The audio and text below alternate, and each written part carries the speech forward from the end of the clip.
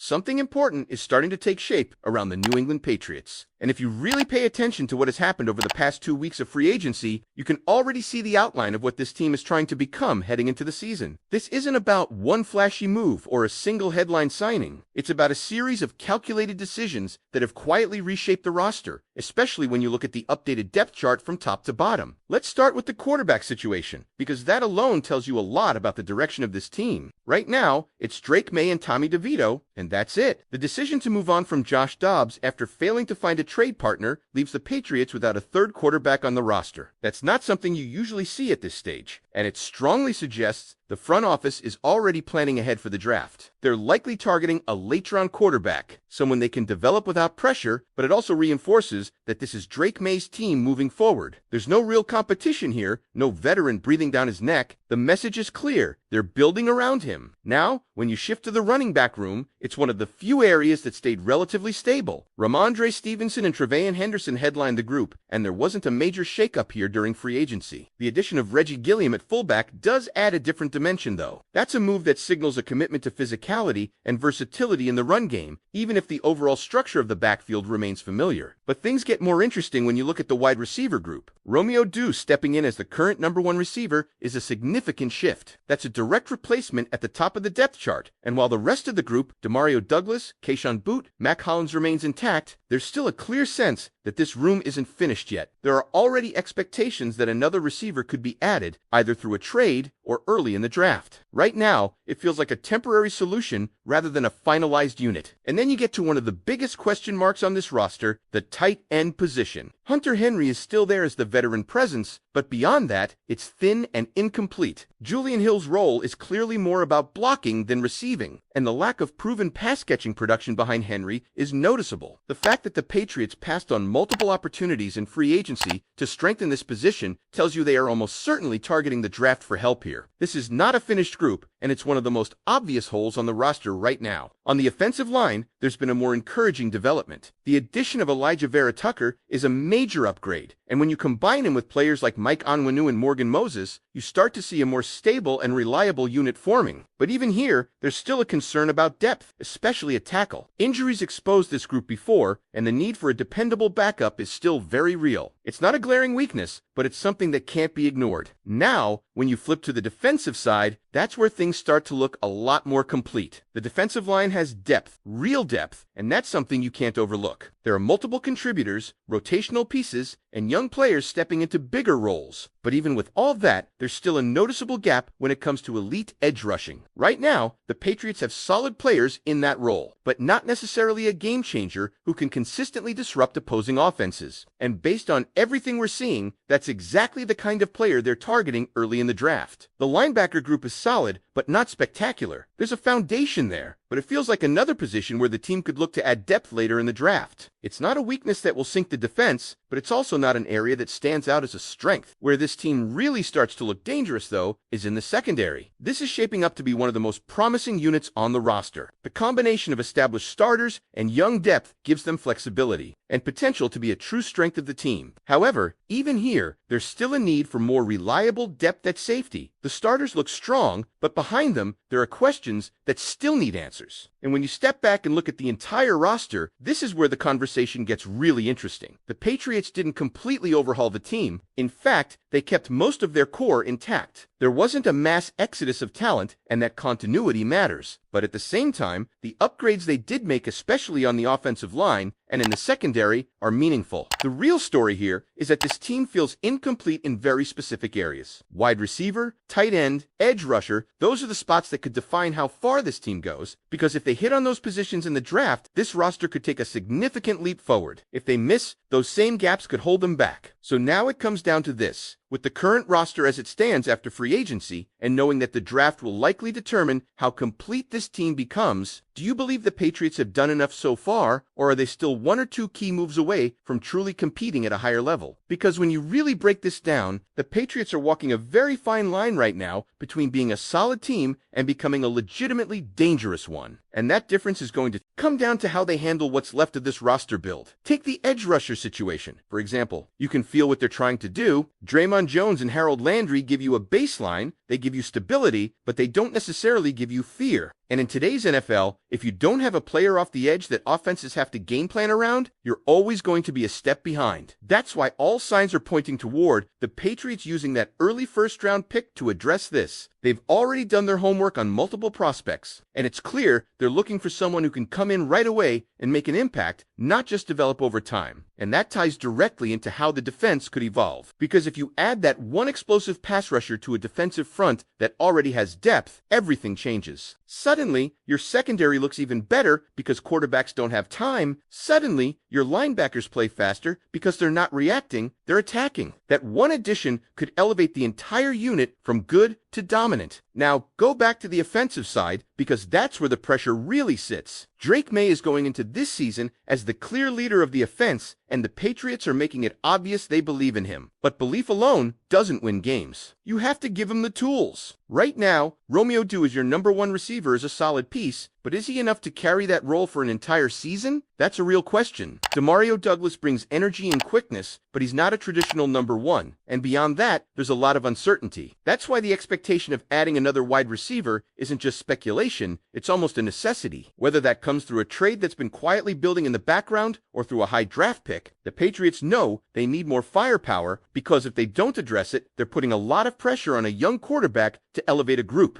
that might not be ready to support him at a high level. And then there's the tight end position, which might be the most overlooked issue on the entire roster. It's not just about depth, it's about role. Hunter Henry can still contribute, but he's not the long-term answer, and behind him, there isn't a clear receiving threat. In today's game, tight ends are often a quarterback's best friend, especially for a young player. Right now, the Patriots don't have that safety valve, and the fact that they passed on multiple free agent options strongly suggests they're targeting a specific type of player in the draft, someone who can stretch the field and create mismatches. So when you put all of this together, you start to see the full picture. This is a team that has built a strong foundation. The offensive line is better, the defense, especially the secondary, has real potential to be elite. The roster continuity is there, but the ceiling of this team is still undefined, and that's what makes this moment so important. Because the next moves they make, especially in the draft, aren't just about filling holes, they're about defining identity. Are the Patriots going to be a balanced, methodical team that relies on depth and discipline? Or are they going to take that next step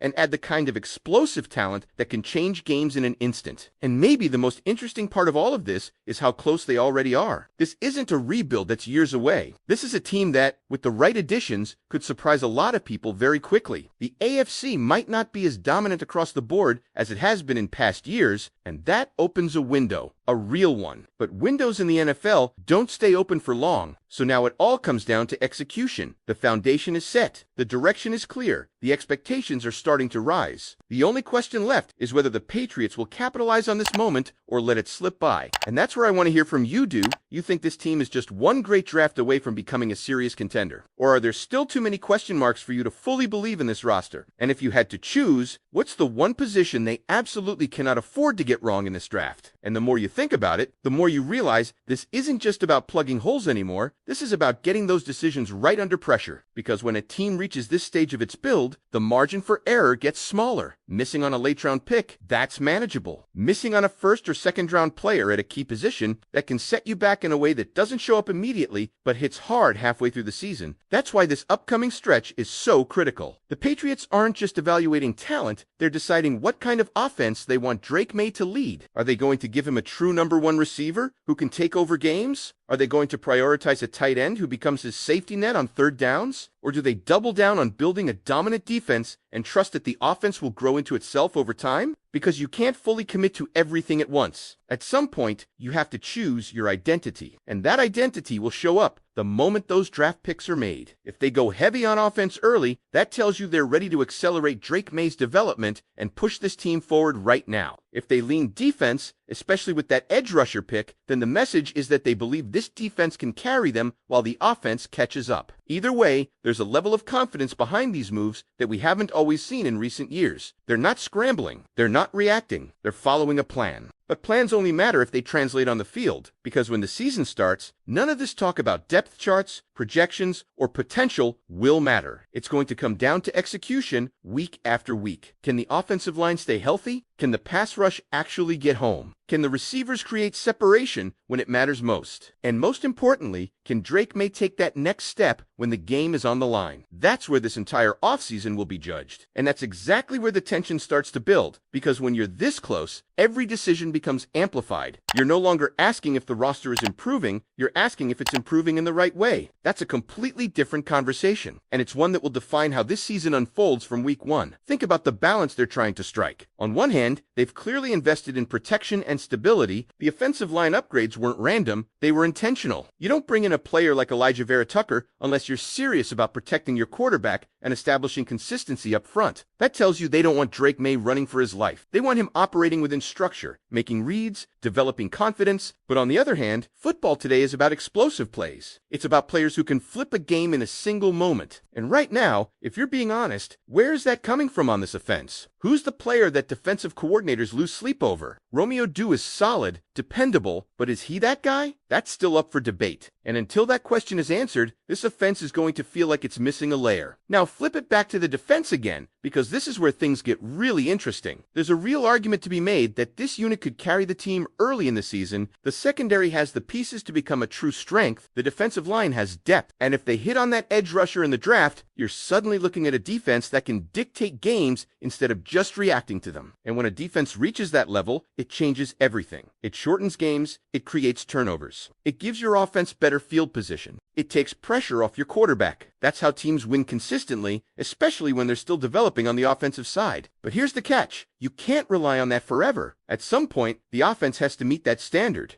At some point, Drake Maye has to elevate the players around him, and the players around him have to be good enough to respond. That's the part of this equation that no one can fully predict yet. You can see the plan, you can see the structure, but you don't truly know how it's going to come together until the games start being played. And that's why this feels like a turning point, because the Patriots aren't rebuilding anymore. They're transitioning. They're moving from a phase of collecting pieces into a phase of expecting results. And once you cross into that territory, patience starts to run out. Fans start looking at wins, not progress. They start asking if this team can compete now, not 2 years from now. So everything we've talked about, the depth chart, changes. The free agency moves, the holes that still need to be filled, the draft strategy, it all leads to one simple reality. This season is going to tell us exactly where this team stands. Are they ahead of schedule? Are they right on track? Or are they still missing something that's going to hold them back when it matters most? That answer is coming soon. Because once you start looking ahead to how this could actually play out on the field, that's when everything becomes real. It's no longer about projections or what this team could be. It's about how these pieces are going to function together when the pressure hits. Picture the early part of the season. All eyes are going to be on Drake Maye, not just because he's the quarterback, but because he represents the direction of the entire franchise. Every throw, every decision, every mistake, it's all going to be magnified. And that's where the supporting cast becomes critical. If the offensive line holds up the way it's expected to, that gives